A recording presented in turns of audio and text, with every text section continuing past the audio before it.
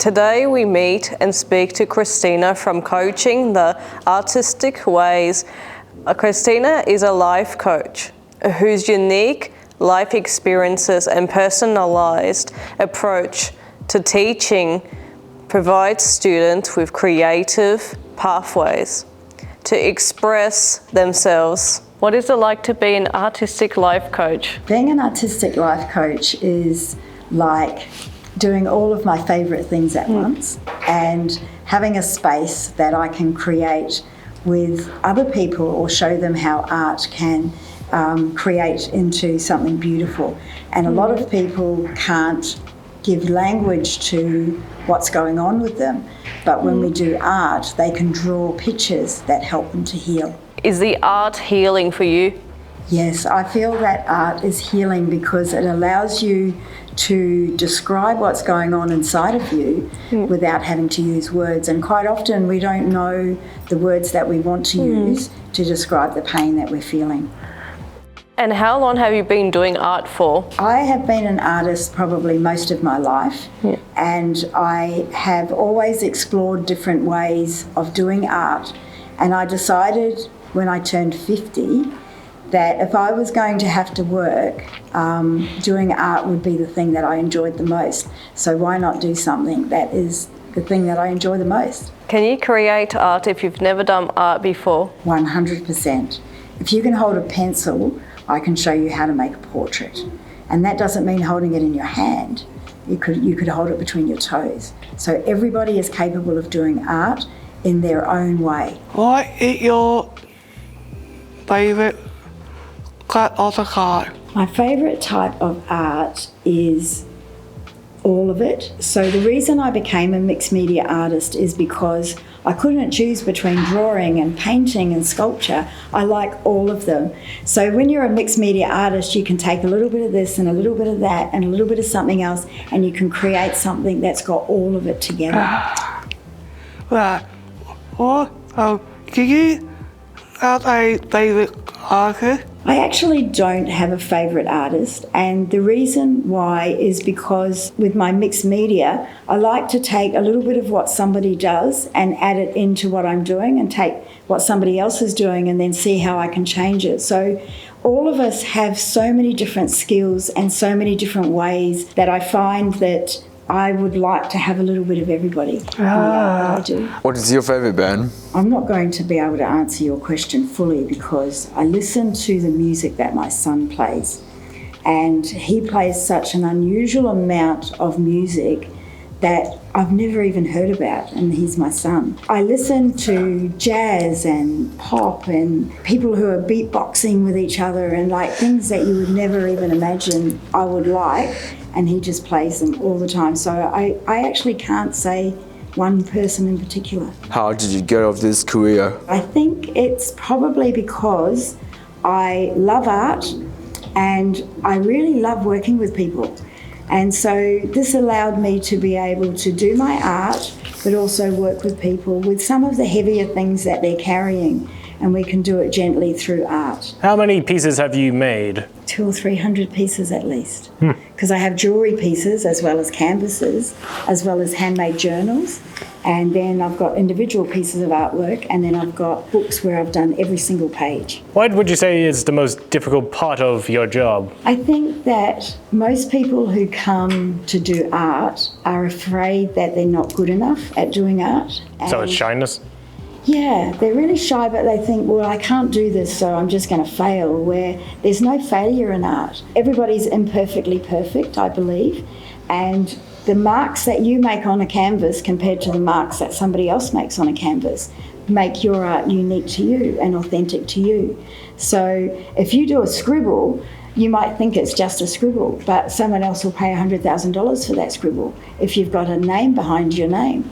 So I think all art is unique and that everybody's capable of creating something that comes from the heart. When do you know someone's got it in regard to their artistic talent? I know that somebody's got it artistically if they are breathing, because everybody has within them a creativity gene, And it may be for doing art, but it may be also for doing gardening or cooking or having relationships with other people.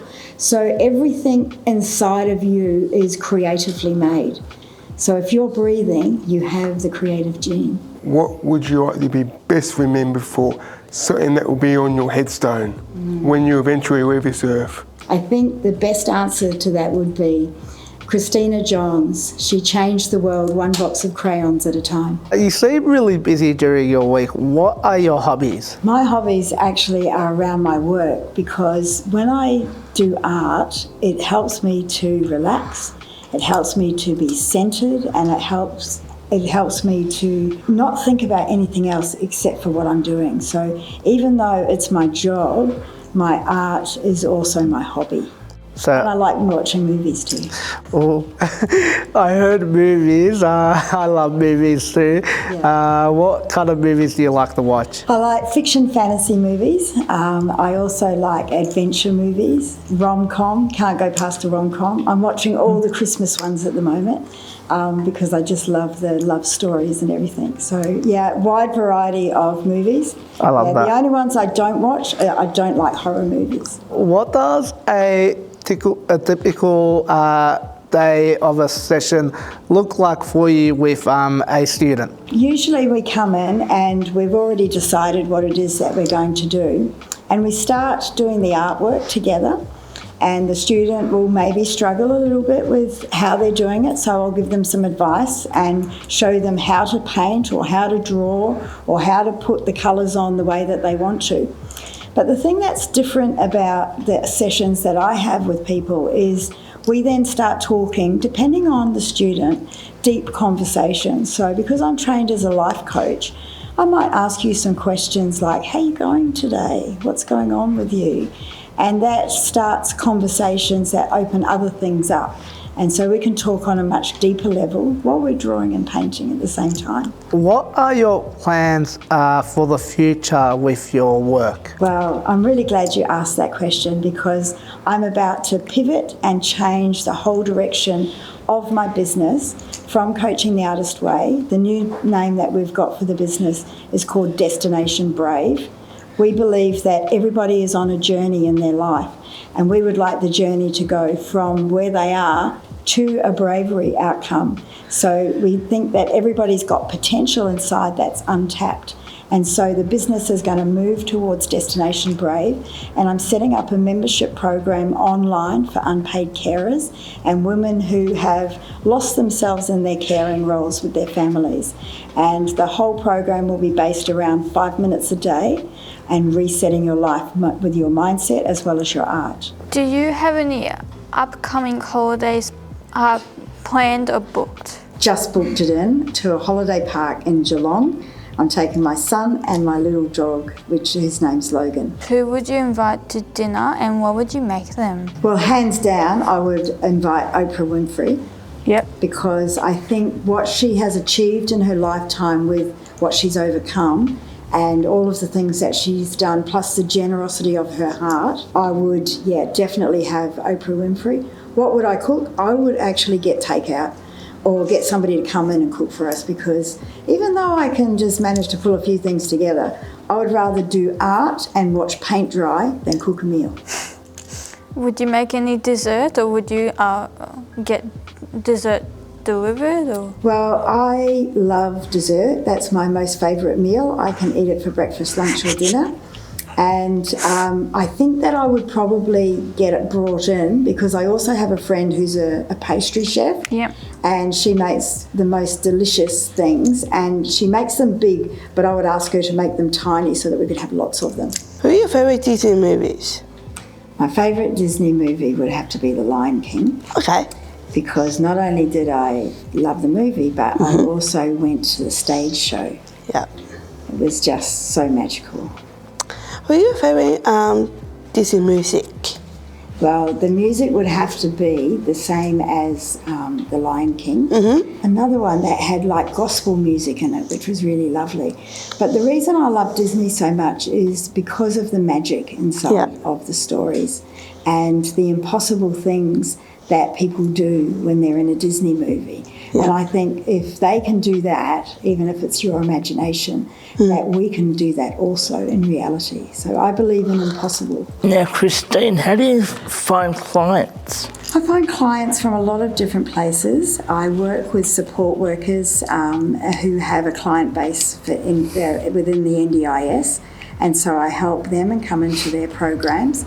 And I also advertise through my website, and I also join a lot of carer groups to let carers know about the services that I offer. So it's multiple different ways. What job did you have before this? I've done a lot of jobs over the last 60 years in many different areas. The most consistent job that I've had is being an unpaid carer, and I've done that for the last 30 years with my son, who's got a very complicated mental illness, and it's been a pleasure to actually be walking alongside of him as he struggles with his mental health, and he's doing very well at the moment. I've sampled food, I've stood in shopping centres and handed out meals, I've art classes around the world, so many different things. But I'm doing the most favourite thing now. We thank you, Christina, for coming today. It's been a lot of fun getting to know you.